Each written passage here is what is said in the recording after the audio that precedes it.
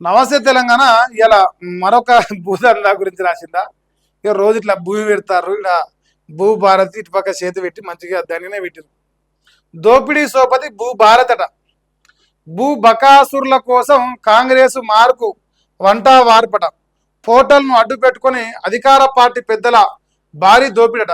రైతు సమస్యలు గాలి కొదిలి భూదందాలే పరమావధిగా ప్రభుత్వం ఏర్పడిన కొత్తలోనే దోపిడీకి పకడ్బందీ ప్రణాళిక. తర్వాత అధికారాలు వికేంద్రీకరించి సొంత ప్లాన్ అమలు. ధరలో సమస్యలను పరిష్కరించే అధికారం కలెక్టర్లకే. దాన్ని మార్చి భూభారతిలో తహసీల్దార్లు ఆర్డీఓల చేతికిచ్చారు. ఇదే అదునుగా పట్టు బిగించిన పాలక పెద్దలు కబ్జా కోర్లు జిల్లా కలెక్టర్లు అయితే మాట వినరని వారి అధికారాలకు కత్తెర పెట్టి బంటులు కింది స్థాయి అధికారులతో కలిసి అక్రమాలకు ఆట ఆడుతున్నారు.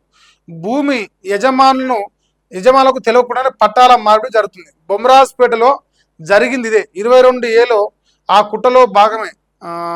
ఓవైపు భూముల హారతి, మరోవైపు కమిషన్ల దందా, రైతులను బలిపెట్టి 2 చేతుల సంపాదించే పన్నాగం. ఇది కాంగ్రెస్ పార్టీలో ఉన్న నెంబర్ 1, నెంబర్ 2, నెంబర్ 3 ఆలకాన్ని అయిపోయింది. ఈ పంచాయతీ ఇలా కొత్తగా కాదు. దొంగ మ్యూటేషన్ చేయడం, దొంగ రిజిస్ట్రేషన్ చేయడం కాంగ్రెస్ ప్రభుత్వం వచ్చిన కానీ జరుగుతుంది. కాంగ్రెస్ రాకముందు కూడా జరిగింది, కానీ అప్పుడు తక్కువ జరిగింది. ఇప్పుడు ఇంకా ఓవర్గా జరుగుతుంది. ఇప్పుడు మేజర్గా జరుగుతున్నది కాంగ్రెస్ నాయకుల, అంటే ప్రధానమైన నాయకుల కోసం జరుగుతుంది. నిన్నమన్నా ఒక ఆయన వెలుగు తొలి వెలుగులో పనిచేసేది ఆయన ఎక్కడి నా అంత సంసారం లేడు, నా అంత సక్కవైనడు లేడు. నేను ఏ లంగ పని చేయలే. నమస్తే తెలంగాణ నా మీద తప్పుడు కథనాలు రాస్తుంది. నేను రేవంత్ రెడ్డి అనుచరుడు అయినందుకే నా మీద రాస్తుంది. నేను ఏ లంగ పని చేయాలంటున్నాను. మరి ఏ లంగ పని చేయకుండా 200 కోట్లు 300 కోట్లు ఆస్తులు వచ్చినాయా ఒక జర్నలిస్ట్కి? తొలి వెలుగులో ఉన్నోడు, తొలి వెలుగుకి వెళ్ళి బయటకు వచ్చినోడు వీడు వాడు సోపతి వీడియోలు చేస్తున్నారు. సో ప్రజలు అన్ని గమనిస్తూనే ఉన్నారు. రేవంత్ రెడ్డి ప్రభుత్వం వచ్చిన కానీ భూభారతిలో నేను చెప్తాను కదా, ఇప్పుడు చింతపండు నవీన్ పటేల్ చేసే కబ్జాలను రేవంత్ రెడ్డి కాపాడుతుంది, రేవంత్ రెడ్డి చేసే కబ్జాలను చింతపండు నవీన్ పటేల్ కాపాడుతుంది. సో ఇదంతా రెవెన్యూ శాఖలో జరుగుతుంది. ఈ అందరి కళ్ళ ముందర ఉన్నదే, ఇక దొంగతనంగా దాచిపెట్టేది ఏం లేదు.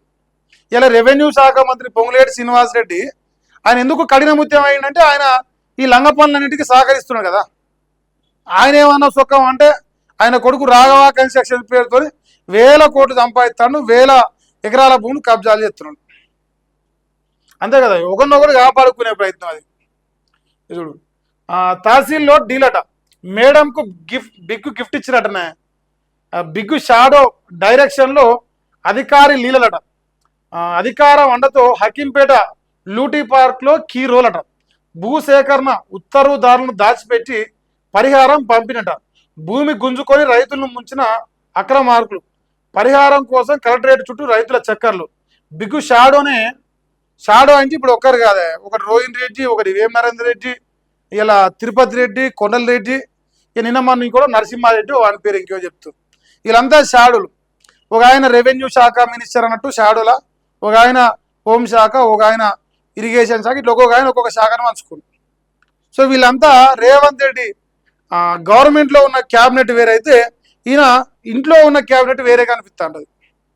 మరి ఆ షాడో ఆయన పేరు నరసింహారెడ్డి ఏమంటున్నాడు, ఆయన తొలి వెలుగు ఛానల్లో మన రవిప్రకాష్ ఛానల్లో పనిచేసినట్టు. వాడు సడన్గా రేవంత్ రెడ్డి ముఖ్యమంత్రి కాగానే 200-300 కోట్లకి ఎదిగిపోయాడు. నైటే ఇట్లా జాక్పాట్, ఇట్లా సిటీకేసే గ్యాప్లా.